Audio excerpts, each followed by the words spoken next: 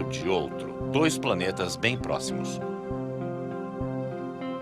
Foi provavelmente isso o que os três reis magos viram.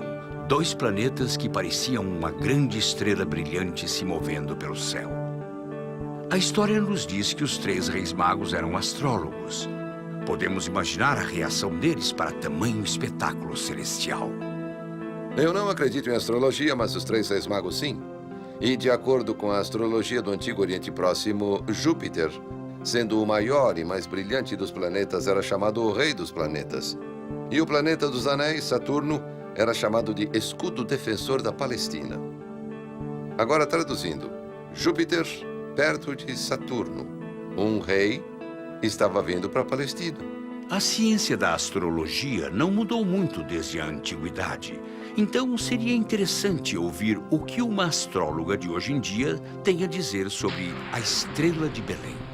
Se os magos estivessem na Pérsia olhando para o céu noturno, teriam visto a conjunção brilhante de Vênus e Júpiter, o que produziria uma luz muito cintilante e que chamaria sua atenção, é claro. Cada planeta possui uma descrição. Júpiter é o planeta que descreve religião, filosofia, o humor e a curiosidade sobre as obras do universo, o motivo das obras do universo. E Vênus, para mim, tem uma ligação estreita que descreve justiça social. Mas foi uma conjunção de planetas? Uma conjunção em astrologia é exatamente a mesma coisa que uma conjunção em astronomia. E o significado de uma conjunção de Júpiter e Vênus é fortuna, harmonia, beleza, prazer, amor, tudo que pode ser ótimo e positivo na vida. Os três reis magos não eram os únicos a saber dessa conjunção. Também chamou a atenção do rei Herodes o Grande, da Judéia. Toda a imagem que temos de Herodes das páginas de Joséfo, historiador judeu do primeiro século, quase uma testemunha, se compara exatamente à imagem que temos de Herodes do Evangelho de Mateus. As pessoas sempre confundem esse Herodes com o Herodes mencionado durante o julgamento de Jesus. Não são a mesma pessoa. Herodes o Grande era o rei da Judéia. O outro Herodes era Antipas, um de seus muitos filhos. Há vários registros mencionando Herodes encontrados em diversos locais. Há várias moedas pequenas com inscrições em sua volta dizendo Herodes, o rei. Isso quer dizer que ele foi uma pessoa de destaque na história, bem conhecida. Quando os três reis magos contaram ao rei Herodes sobre o nascimento do novo rei dos judeus, ele se sentiu ameaçado e pediu que eles procurassem pelo novo Messias em Belém e lhe contasse. Assim, ele mataria o bebê antes que ele cumprisse o seu destino. Mas os três reis magos foram avisados dos planos de Herodes numa visão. Eles então retornaram para a Pérsia, circulando a Judéia e Herodes. Como os três reis magos não retornaram, Herodes proclamou que todos os garotos com menos de 2 anos em Belém deveriam ser capturados e mortos. Os registros da época não mencionam esse acontecimento horrível, fazendo com que estudiosos modernos questionem se isso realmente aconteceu. Um aspecto na natividade que é amplamente criticado é que Herodes não podia ter matado aqueles bebês em Belém. Até mesmo os historiadores concordam que Herodes era um tirano desprezível. Alguns céticos dizem que se milhares de bebês judeus foram mortos a sangue frio, haveria registro disso. Acho que a razão de algumas pessoas não acreditarem nesse episódio é porque acham que havia muitos bebês para serem mortos. Alguns dizem milhares de bebês judeus mortos. É um escândalo que Joséfo teria registrado, mas está errado. Belém só tinha 1.500 pessoas, talvez 2.000. Um estudo preciso diz que em uma cidade desse tamanho, você não teria mais do que 20 bebês de 2 anos ou menos. E metade era do sexo oposto. Então estamos falando só de 10, 12 bebês. O rei Herodes o Grande foi considerado um dos governantes mais violentos dos tempos bíblicos. Além disso, ele matou muitos membros da sua família. Seu desejo horrível pela morte nos mostra o tipo de monstro que ele era. Herodes tinha a preocupação de que ninguém ficasse de luto pela sua morte. Ele estava certo. De fato, seus súditos estavam planejando uma grande comemoração. Ninguém gostaria de morrer nessas circunstâncias, então ele daria a todos algum motivo para chorar. Ele instruiu sua irmã Salomé a capturar todos os líderes judeus da Palestina e prendê-los num hipódromo do lado de fora de seu palácio de inverno, onde ele estava morrendo. E no momento em que sua morte foi anunciada, eles teriam que ser mortos a sangue frio. Aí haveria centenas de viúvas chorando no momento de sua morte. Agora, acha que Herodes não mataria 10 bebês em Belém? Eu acredito que sim. Por que o assassinato de 10 bebês inocentes em Jerusalém não tem nenhum registro nos documentos romanos e foi bem documentado na Bíblia? Não é o único elemento da história da Natividade que é questionado por críticos. Até recentemente se pensava que os 3 reis magos, Gaspar, Baltazar e Melquior, eram uma fábula. Alguns estudiosos acreditavam que seus nomes e reinos não eram nada mais do que ficção ou elementos adicionados aos evangelhos alguns anos depois. Mas em 1937 foi feita uma descoberta que mudou tudo. Quando arqueólogos começaram a procurar em volta da área de Quiquajar, perto da fronteira do Afeganistão, a escavação deles revelou alguns vestígios intrigantes de que um rei do Oriente, um dos reis magos, o rei Gaspar, realmente existiu. A descoberta de uma grande quantidade de moedas antigas foi extraordinária, mas seu real valor estava na inscrição na parte de trás. Essa peça foi feita no reinado do honorável rei Gaspar. Dos 3 reis magos? É, um dos 3 reis magos.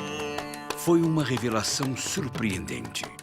A descoberta da moeda do reino de Gaspar foi a primeira evidência forte de que aqueles reis lendários realmente existiram.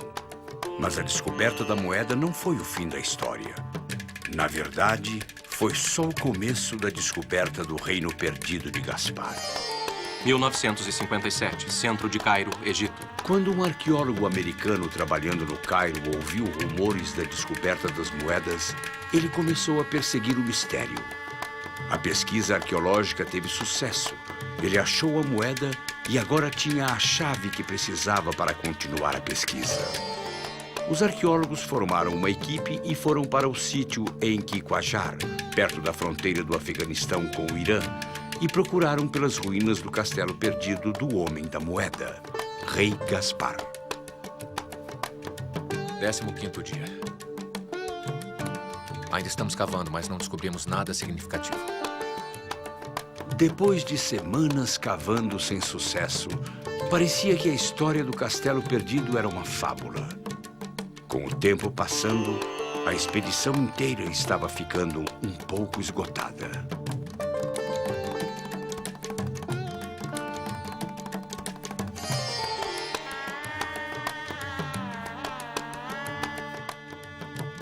Hassan! Ramon, venham aqui!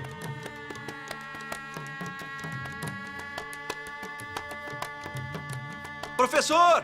Professor! Professor! Professor! O professor correu para a montanha. Os trabalhadores estavam a ponto de descobrir algo fantástico. É parte de uma construção. É a fundação. Limpem essa poeira, vamos. Eles haviam descoberto as estruturas do castelo de Gaspar. Nós achamos, professor, achamos! Se as moedas ainda não tinham provado que os magos existiram, agora estavam com uma prova concreta.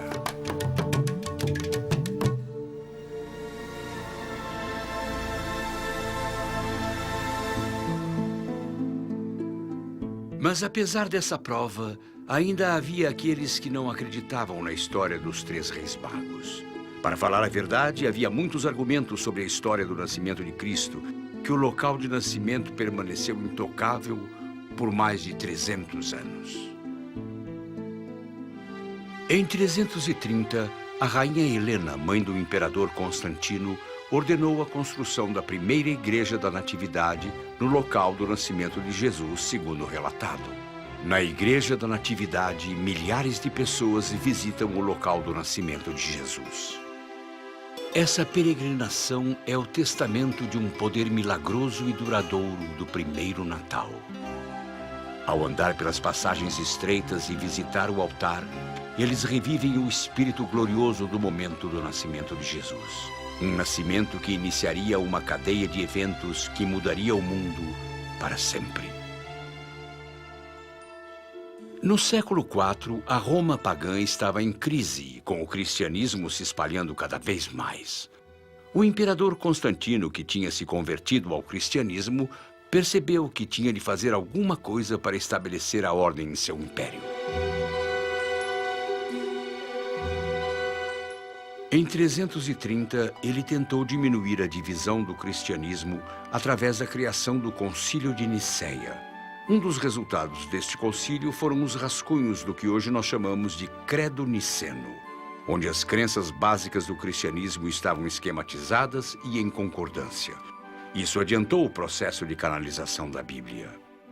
Um soldado e estadista obcecado por ordem e acordos, Constantino foi a força motriz por trás da escolha de quais livros formariam a Bíblia Sagrada. Ele ordenou que cada livro deveria ter um padrão notável que testasse rigorosamente a autoridade e inspiração divinas. Portanto, em 367 d.C., os 27 livros do Novo Testamento, incluindo os 4 evangelhos de Mateus, Marcos, Lucas e João, foram escolhidos e permanecem imutáveis até o dia de hoje. Estes evangelhos descrevem detalhadamente a vida e os ensinamentos de Jesus. Mas o quão confiáveis eles são realmente como biografia de Cristo? Os 4 evangelhos são tremendamente confiáveis historicamente como biografia de Jesus. Os 4 evangelhos, quando os comparamos principalmente com outras formas de literatura da antiguidade, são precisos. Acredito que os 4 evangelhos são bastante confiáveis como testemunhas de acontecimentos. Eles se confirmam entre si, assim como outros documentos da história da igreja. Eu considero os 4 evangelhos, Mateus, Marcos, Lucas e João, totalmente confiáveis. Eles foram escritos por testemunhas oculares diretas e indiretas. Por exemplo, há vários detalhes pequenos que não têm a ver com as histórias que os historiadores consideram 1/100º precisas. Não é o tipo de detalhe que encontramos em ficção nem na mitologia. Segundo as testemunhas, os 4 evangelhos foram escritos por gente bem íntima de Jesus, que neles colocaram com certeza sua vida e seus ensinamentos. Eles sabem os nomes das pessoas, dos locais, se ele subiu ou desceu para chegar a algum lugar, qual direção ele seguiu, enfim, todos esses detalhes. E mais importante, os evangelhos foram escritos numa época em que havia testemunhas hostis e amigáveis por perto, que sabiam o que estava acontecendo. Não foram escritos uma geração depois, mas logo após os eventos registrados. Uma vez que cada um dos 4 evangelhos eram histórias pessoais escritas por diferentes pessoas, existem sutis diferenças entre elas. Críticos usam essas diferenças para alegar que os evangelhos foram forjados. O que faz os evangelhos serem comentados é que, se eles foram forjados intencionalmente, então você deveria encontrar similaridades, palavra por palavra, de cada um deles. Eu acredito que houve uma divindade autoral por trás de cada um dos 4 evangelhos. Há também um elemento humano por trás de cada um. Eles escreviam através de suas perspectivas. Se você pegar os 4 melhores retratistas do mundo, verá que eles pintaram a mesma pessoa. Você não espera que os retratos saiam parecidos. Deveriam ser diferentes, pois cada um teve um impacto diferente. Eu gosto de pensar que os 4 evangelhos são 4 periódicos relatando os acontecimentos ocorridos naquela época. E como cada periódico, você terá diferentes perspectivas. Muito bem, se concordamos que os 4 evangelhos foram escritos por homens que na época testemunharam os acontecimentos dos quais Jesus participou, ora, como saber que não houve mudanças durante os